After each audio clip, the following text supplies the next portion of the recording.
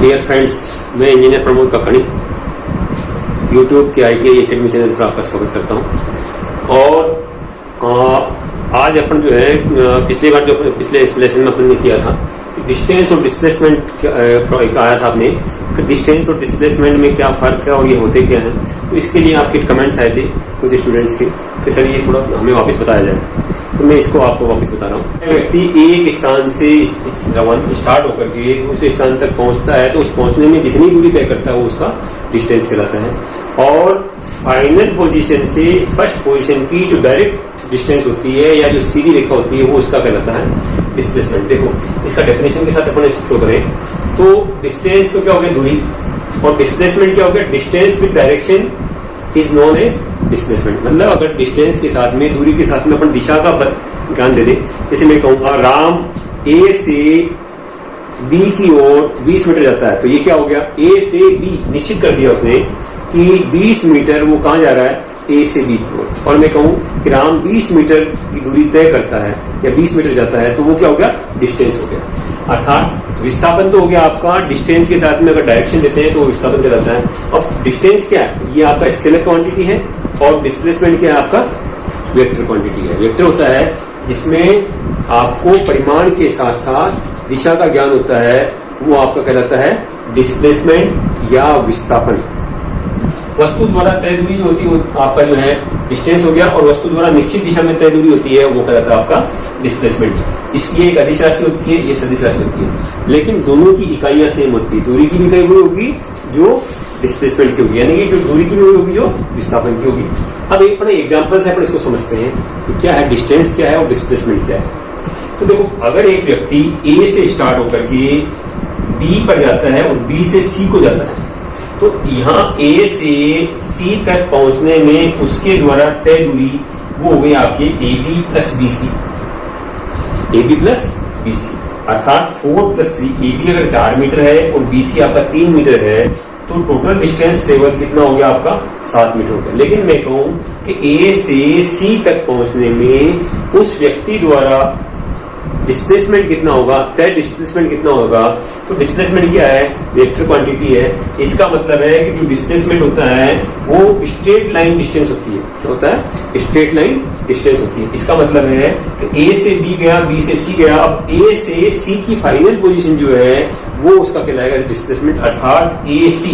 तो अपन ए से बी और बी से सी पहुंचने में जो उसका डिस्प्लेसमेंट होगा वो ए सी होगा, और ए सी के ऊपर अपन जो वेक्टर का चिन्ह है ये तीर का चिन्ह लगाया, इसका मतलब है कि इसकी कोई डायरेक्शन है निश्चित है, वो अपन ने लगा दिया, तो वो हो गया आपका डिस्प्लेसमेंट। निश्चित दिशा में तय की गई दूरी आपका डिस्प्लेसमेंट कराती है। अब मैं ए सी अगर मैं निकालता हूं और अगर इसमें मैं डिस्प्लेसमेंट का यही सवाल आ जाता है, एक ही सवाल आ जाता है कि ए से बी गया, बी से सी गया, तो डिस्प्लेसमेंट तो डिस्टेंस हो गया आपके अंदर इसमें 7 मीटर, और डिस्प्लेसमेंट क्या होगा ए सी। अब डिस्प्लेसमेंट अपन लिखेंगे तो डिस्प्लेसमेंट के साथ में आपको डायरेक्शन देना पड़ेगा, दिशा देनी पड़ेगी। अब मैं इसको पहले परिमाण निकालू, देखो जो सदिश राशि होती है उसमें 2 चीज साथ चलती है, तो परिमाण यानी कि मान, और उसके साथ साथ उसका दिशा, दोनों चीज चलती है। इसके अंदर मैं पाइथागोरस प्रमेय लगा दूं, क्योंकि ये क्या 90 डिग्री पे देखा है, ए से बी गया और बी पे जाने के बाद तो लेफ्ट में वो 90 डिग्री घूमता है और बी से सी जाता है, तो इसमें पाइथागोरस प्रमेय लग सकती है, क्योंकि समकोण त्रिभुज बनाइए और समकोण त्रिभुज में पाइथागोरस प्रमेय लगाते हैं। और इसका मैं नाम ए सी दे देता हूं, तो ए सी बराबर होगा √AB² प्लस BC², अर्थात √AB कितना है 4 का स्क्वायर प्लस 3 का स्क्वायर बराबर हो जाएगा 16 + 9 का अंडर बराबर हो जाएगा आपका √25 बराबर हो जाएगा ±5 मीटर। अब देखो यहाँ जब भी किसी भी अपन चीज का अंडर लेते हैं तो वर्गमूल होता है क्या एक्चुअली, वर्गमूल किसी भी संख्या का वर्गमूल वो राशि होती है जिसको उसी से गुणा करें तो आपको वो राशि प्राप्त हो जाए जो ओरिजिनल चीज थी। अब देखो अगर मैं +5 को +5 से गुणा करूँ तो भी 25 आता है, और -5 को -5 से गुणा करूँ तो भी 25 आएगा। इसका मतलब है कि इसका √25 का अगर मैं वर्गमूल लूं या स्क्वायर रूट लूं तो उसका वैल्यू होता है +-5, +5 भी हो सकता है और -5 भी हो सकता है। लेकिन डिस्टेंस या डिस्प्लेसमेंट कभी भी माइनस में नहीं हो सकता, डिस्प्लेसमेंट माइनस हो सकता है, डिस्टेंस कभी भी माइनस नहीं होगी। इसका मतलब है कि आपका ये जो वैल्यू इसका क्या मानेंगे अपन 5 मानेंगे, अर्थात 5 मीटर आपका हो गया। अब 5 मीटर लिखने के साथ साथ मैंने एक चीज और लिखी, देखिए आपको क्या लिखना पड़ेगा कि इसका जो डायरेक्शन है कि AB के साथ में कितने डिग्री का कोण बना रहा है, ये थीटा डिग्री का कोण बना रहा है। AB के साथ कितने डिग्री का कोण बना रहा है, थीटा डिग्री का कोण बना रहा है। अब आप या तो इसके अंदर ट्रिग्नोमेट्री लगा करके इसका एंगल निकालें, और नहीं तो इसका थीटा का मान मैंने लिख दिया कि AB के साथ में थीटा डिग्री के कोण पर इसका डिस्प्लेसमेंट होगा। मैंने 3 एग्जांपल दिए आपके लिए। फर्स्ट यह है कि कोई व्यक्ति A से स्टार्ट होकर के B तक जाता है, कितना 7 मीटर। B पर पहुंचने के बाद में लेफ्ट टर्न लेता है 90 डिग्री पर और 3 मीटर जाता है और C तक पहुंचता है। C तक पहुंचने के बाद फिर लेफ्ट टर्न लेता है और 90 डिग्री लेफ्ट टर्न लेने के बाद में 3 मीटर और जाता है और फाइनल स्थिति वो D पे पहुंचता है। तो A से B से C और C से D तक जाने में उसके द्वारा तय दूरी यानी कि डिस्टेंस कितनी ट्रेवल करेगा और डिस्प्लेसमेंट कितनी ट्रेवल करेगा। तो सबसे पहला सवाल करें अपन कि डिस्टेंस ट्रेवल क्या होता है कि टोटल जो दूरी तय करता है वो जिस बिंदु पे जाता है और जितनी ट्रेवल वो करता है वो उसका टोटल डिस्टेंस कहलाता है। तो देखो A से D तक पहुंचने में तय दूरी बराबर हो गया AB plus BC plus CD, अर्थात AB है आपका 7 plus 3 plus 3 is equal to 13 metre. कितना हो गया, 13 मीटर।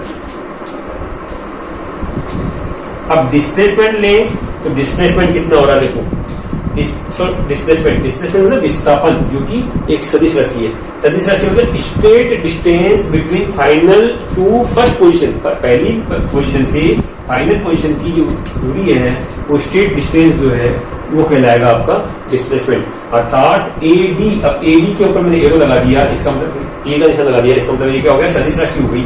और A से B के तो अब ये एंगल कितना है वो अपन निकाल लेंगे, ट्रिग्नोमेट्री लगा के निकालेंगे।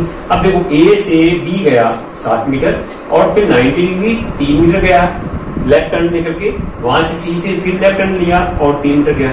इसका मतलब क्या है, 90 डिग्री पे गया।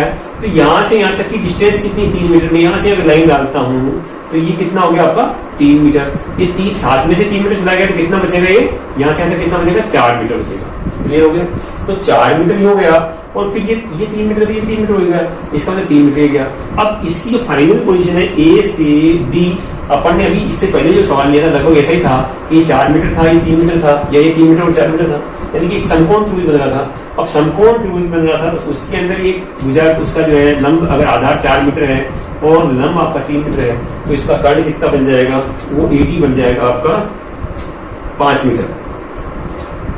4 की पावर 2 प्लस 3 की पावर 2, भाई क्या हो गया, AD बराबर अंडर रूट A, इसका मैं नाम दे देता हूं M, क्या दे देता हूं M, तो AM का स्क्वायर प्लस MD का स्क्वायर, अर्थात 4 का स्क्वायर प्लस 3 का स्क्वायर का अंडर रूट बराबर 16 प्लस 9 का अंडर रूट बराबर 25 का अंडर रूट बराबर 5 मीटर। समझ में आ गया होगा कि ये अपने क्या हो गया, डिस्प्लेसमेंट। अब 5 मीटर लिखा, उसके साथ में आपको लिखना पड़ेगा 5 मीटर थीटा, कितने डिग्री पे मान इसका लिखेंगे, कोई भी थीटा का कोई भी मान अपन दे दें, थीटा जो भी अपना एंगल का मान दे दें। मान लिया कि मैंने इसका मान दे दिया थीटा डिग्री, कितना दे दिया, थीटा डिग्री। तो यहाँ लिखेंगे AB से 5 मीटर, AB से थीटा डिग्री पर। क्लियर हो गया।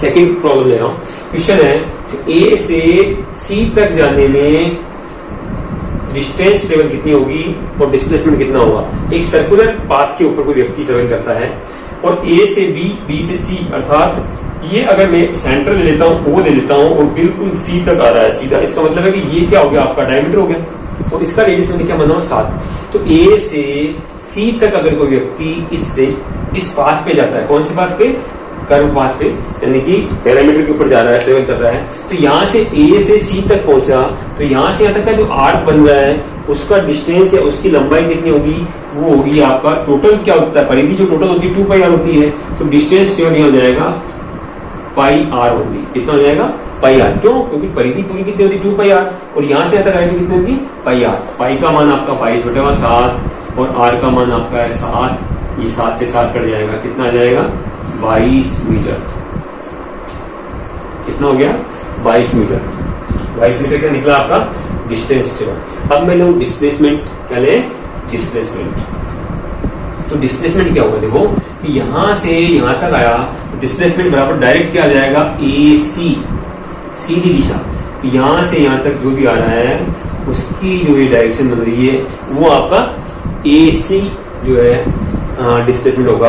अब A से C क्या बनता है, इसका व्यास बनता है, और व्यास का मान कितना है 2 इंटू R, अर्थात 2 इंटू 7 बराबर 14 मीटर। अब सवाल आ जाता है कि A से, बहुत अच्छा इंपॉर्टेंट बता रहा हूं, कि A से C तक जाने में डिस्टेंस और डिस्प्लेसमेंट का अंतर कितना होगा। तो मैं डिस्टेंस और डिस्प्लेसमेंट का अंतर देखते हैं, तो 22 माइनस 14 कर दें तो ये आपका डिस्टेंस और डिस्प्लेसमेंट का अंतर निकलेगा। ये सवाल कैसे भी आ सकते हैं, लेकिन आपको समझ में आना चाहिए कि क्या अपन ने डिस्टेंस क्या होता है, डिस्प्लेसमेंट क्या होता है। अब ये क्वेश्चन नंबर 3 है कि A से स्टार्ट होकर BCD होते हुए, यानी पूरा चक्कर लगाते हुए व्यक्ति वापस पुनः A पे आ जाता है, तो डिस्टेंस कितना होगा और डिस्प्लेसमेंट कितना होगा। तो डिस्टेंस तो क्या होगा, तो यहाँ से यहाँ तक गया और पुनः अपनी स्थिति पे आ गया A पर, तो टोटल इसने कितनी दूरी तय करी, परिधि के बराबर था 2 पाई R, 2 इंटू पाई बराबर 7 इंटू R कितना है 7 से 7 कट गया तो कितना आ गया 44 मीटर। तो डिस्टेंस टेबल कितना हो गया 44 मीटर। लेकिन व्यक्ति यहाँ से शुरू हुआ और वापस यहीं चला गया, तो डिस्प्लेसमेंट कितना हो गया, A से स्टार्ट हो गई AP आ गया, इसकी स्ट्रेट लाइन डिस्टेंस कितनी होगी 0 हो गई, अर्थात 0 मीटर। ये आपका डिस्प्लेसमेंट होगा। मैं सोचता हूँ आपको डिस्टेंस और डिस्प्लेसमेंट क्या होता है पूर्ण रूप से समझ में आ गया होगा। अगर वीडियो आपको अच्छा लगा है तो इसको लाइक, शेयर और सब्सक्राइब करें, ताकि जो आपके दूसरे साथी हैं वो भी इसको समझ सके। और इस अवधि में जब अपन जो है और क्लास नहीं ले पा रहे हैं तो ऑनलाइन आप क्लास ले करके आप अपना कोर्स को कंप्लीट करें। ये जो सवाल मैंने दिए हैं, जैसे दिए हैं, ये आपके कंपटीशन में भी आते हैं। आपके NCVT जो CTS है उसमें तो आता ही है, लेकिन आपके कंपटीशन लेवल में 10वीं बेस 12वीं बेस जो भी होता है, SSC के एग्जाम हुए, आपके RPC के जो हुए, उनमें ये सवाल जरूर पूछा जाता है। थैंक्स।